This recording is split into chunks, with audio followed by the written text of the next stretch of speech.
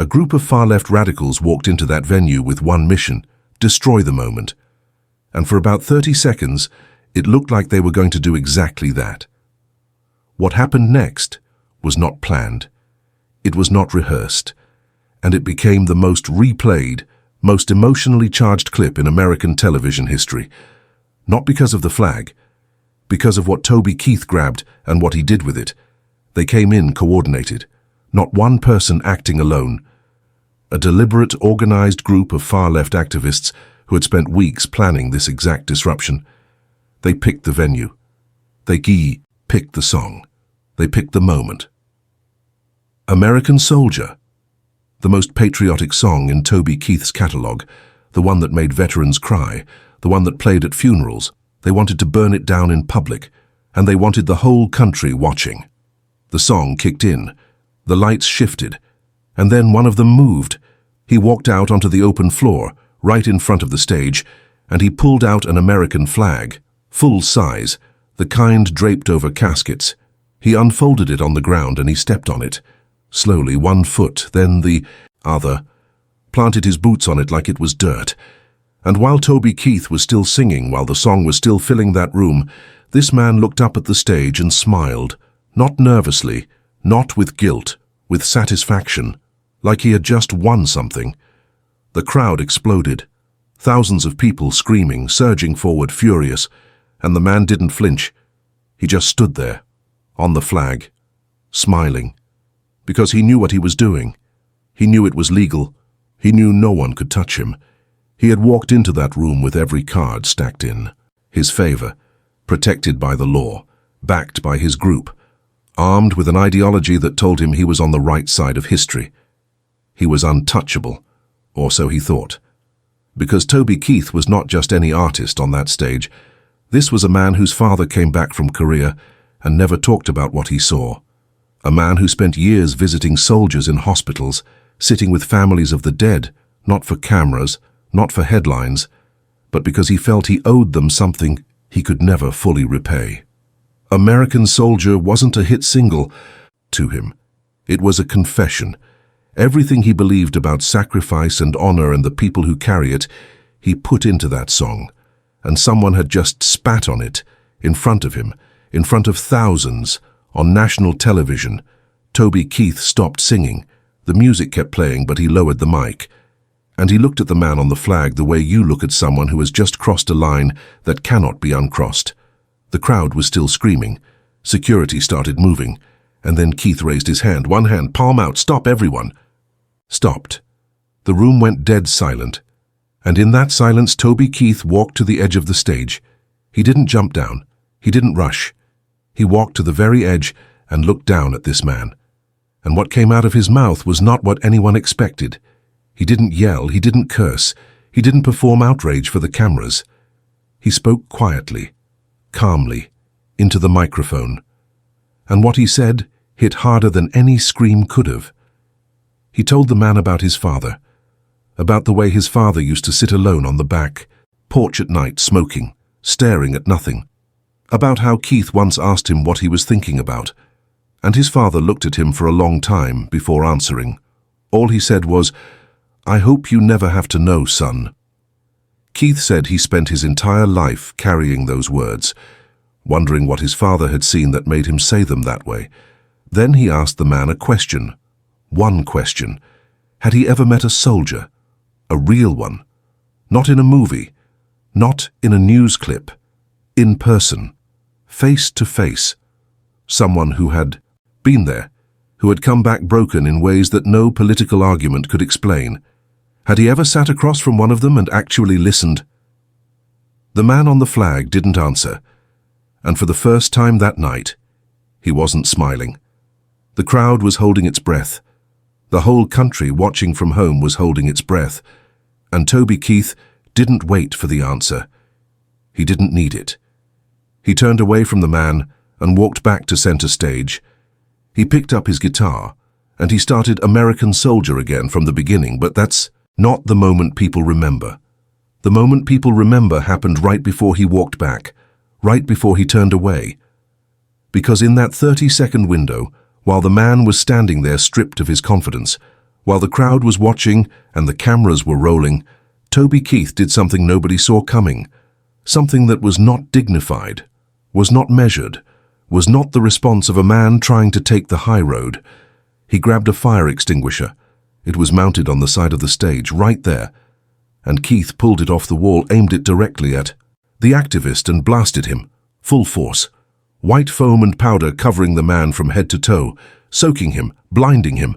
The man stumbled backward off the flag, arms up, coughing, completely drenched. The crowd erupted, not with outrage, with the loudest sound that venue had ever produced. Pure, raw, unfiltered explosion of emotion. People were on their feet, screaming, crying, hugging each other. Veterans in the crowd were standing at attention and saluting. Not the flag on the ground, Toby Keith.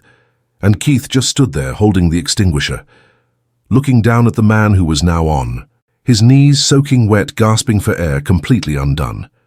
The smile was gone. The confidence was gone. The ideology, the talking points, the months of planning, all of it dissolved in about 4 seconds of white foam. And what was left was just a man on the floor, stripped of everything except the truth of what he had done and where it had gotten him. The clip spread faster than almost anything had ever spread on the internet.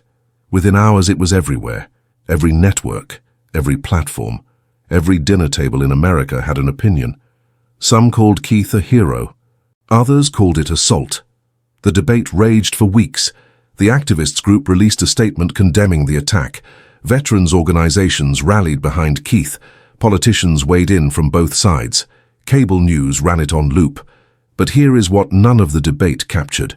Here is what got lost in the noise of people arguing about whether it was right or wrong, legal or illegal, justified or not. Toby Keith did not do it out of rage. He did it out of grief. The man who spent years honoring soldiers in silence, who carried his father's words for decades, who wrote American Soldier, because he needed the world to understand what those men and women actually sacrifice. That man watched someone desecrate everything he had spent his life defending, and in that moment, the dignity broke, the restraint broke. Something raw and honest and completely human came through. He didn't calculate it. He didn't plan it. He saw the fire extinguisher, and he acted the way a man acts when the thing that matters most to him is being destroyed right in front of him, and words are no longer enough. The activist left the venue that night soaking wet and silent. He gave one interview weeks later and said almost nothing about what happened, but one thing he did say stayed with everyone who heard it. He said he walked into that room believing he was making a statement, and he walked out realizing he had become one. Toby Keith never addressed the incident in detail publicly. He made a short statement thanking the veterans in the crowd and moved on. No apology, no explanation, no regret, because there was nothing to explain. A man stood on a flag, and another man, the one who understood exactly what that flag meant and what it cost, responded the only way he knew how in that moment, with everything he had. The song finished that night. Keith played it through to the end, and when the last note faded, the crowd didn't sit down. They stayed on their feet, in silence, for almost a full minute, not cheering, not chanting, just standing, honoring the moment the way you honor something that changed you. Because that's what it was. Not just a viral clip, not just a headline, a moment where everything that Americans fight about, patriotism, free speech, honor, resistance, collided in one room. And when the dust settled, what was left was not a winner and a loser. It was the truth, the raw, ugly, beautiful truth about what it means to stand for something, and how far people are willing to go to defend it. Years later, that clip still surfaces. Someone shares it. Someone comments on it. Someone who was there that night tells someone else about it for the first time, and every single time, the conversation goes the same way. People argue about whether Keith was right to do it, whether the activist deserved it, whether it was patriotism or violence or something in between. And then someone, usually someone who was actually in that room that night, says the same thing. They say that the argument doesn't matter, that what matters is what they felt when it happened. The feeling in their chest when Keith grabbed that extinguisher, the feeling in their throat when the foam hit the man and the crowd exploded, The feeling afterward, when the music started again and the room became something sacred and shared and impossible to replicate. That feeling had a name. People just couldn't agree on what it was. Some called it justice. Some called it vindication. Some called it the moment American patriotism stopped being a talking point and became something real again. Something with teeth. Something that fought back. For the veterans in that crowd, it was different. For them, it wasn't about politics or ideology or winning an argument on national television. For them, it was simpler than that.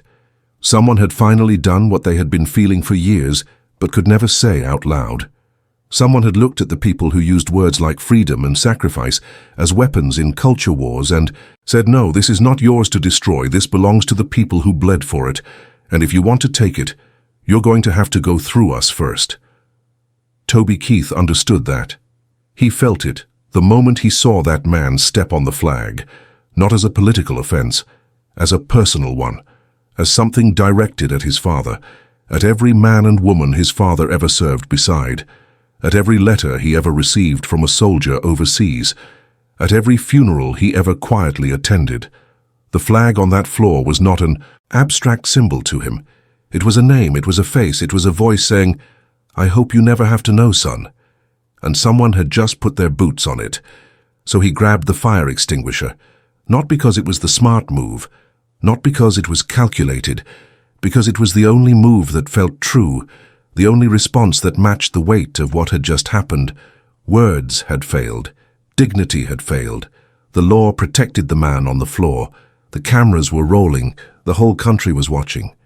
And Toby Keith, a man who had spent his career putting his deepest beliefs into music, stepped off the stage and fought for them the only way he could in that moment, with his hands, with the thing closest to him, with everything he had left.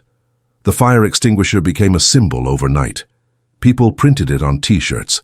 Someone made a remix. A veterans group commissioned a painting of the moment and hung it in a community center in Oklahoma. It became shorthand for something bigger than the incident itself. It became the moment people pointed to when they talked about patriotism having a pulse, about it being alive, about it being more than a bumper sticker or a flag on a porch. And the man who had walked into that venue with a plan and an ideology and a smile, he disappeared from public life within a few months. His group kept operating. They kept organizing.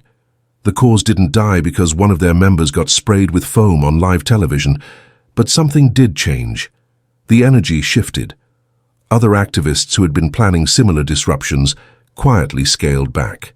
Not because they were afraid of legal consequences, because the image of that man on the floor, soaking, gasping, smiling no more, had become the new cautionary tale, the new example of what happens when you bring a political argument into a room full of people for whom the thing you're attacking is not political at all. It's personal, it's sacred, and it will defend itself. Toby Keith passed away in February of 2024. The tributes poured in from everywhere, from veterans, from fans, from people who had never even listened to his music, but who remembered that night, who remembered the fire extinguisher, who remembered a man on a stage choosing to fight for something he believed in, not with eloquence or strategy or public relations, but with raw, unfiltered, completely human conviction. That's how they remembered him, not as a country star, not as an entertainer, as the man who meant it, who, when it mattered, when the cameras were on and the whole country was watching, meant every single word he had ever sung.